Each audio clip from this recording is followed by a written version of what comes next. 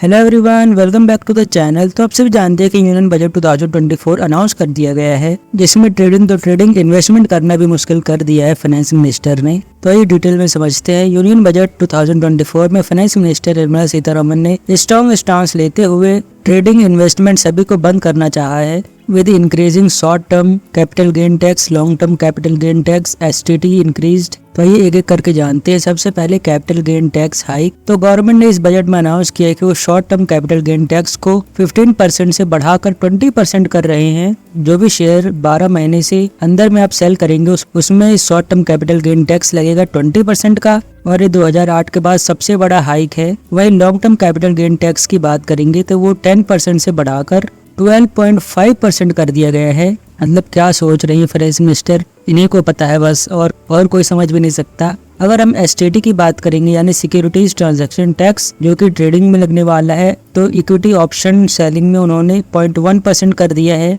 And वही futures के लिए 0.02% कर दिया है। आपको ये छोटा नंबर लग रहा है, तो आने वाले समय में आप वॉल्यूम्स देखेंगे कितनी तेजी से गिरते हैं, और ये एप्लीकेबल होगा अक्टूबर 2024 से। तो ये बात करते हैं इम्पैक्ट ऑन डेरिवेटिव ट्रेडिंग। तो आप सभी जानते हैं कि फरवरी मंथ से 40% डिक्लाइन हमें देखने को मिला है इक्विटी डेरिवेटिव ट्रेडिंग के वॉल्यूम में, और जनवरी मंथ में इसी साल में जो डेरिवेटिव ट्रेडिंग का वॉल्यूम है वो $6 ट्रिलियन को क्रॉस कर गया था, जो हमारी इकोनॉमी से भी ज्यादा है। और इसी स्पेकुलेटिव एक्टिविटी को ध्यान में रखते हुए ये स्टेप उठाए हैं, पर मुझे लगता है बिल्कुल भी नहीं है। STT बढ़ाने से कोई स्पेकुलेटिव एक्टिविटी कम नहीं होने वाली। इससे बढ़िया आप कोई एजुकेशन प्रोग्राम लाते यंग इन्वेस्टर्स के लिए तो बेहतर रहता। और वहीं अगर मार्केट रिस्पांस की बात करेंगे तो ये जब से ये अनाउंसमेंट हुए हैं उसी के बाद हमें बेंचमार्क इंडेक्स सेंसेक्स 900 पॉइंट गिरता हुआ देखने को मिला है immediately after budget speech. But end of the day losses recover हो चुके हैं और फ्लैट क्लोजिंग हमें देखने को मिली थी। अगर हम एक्सपर्ट ओपिनियन की बात करेंगे तो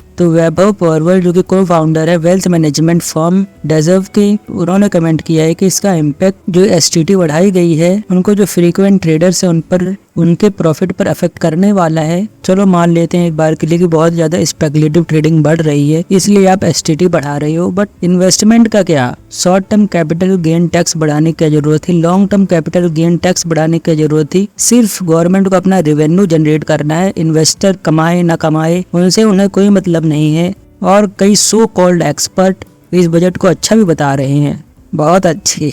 तो आप अपने व्यूज कमेंट बॉक्स में जरूर बताइएगा, और आने वाली वीडियोस को देखने के लिए आप हमारे चैनल को सब्सक्राइब कर सकते हैं और साथ ही बेल आइकन दबा सकते हैं। मैं मिलता हूँ आपसे अगली वीडियो में एक और नए धमाकेदार टॉपिक के साथ। तब तक आप अपना ध्यान रखिए और देखते रहिए my finance and stocks YouTube channel.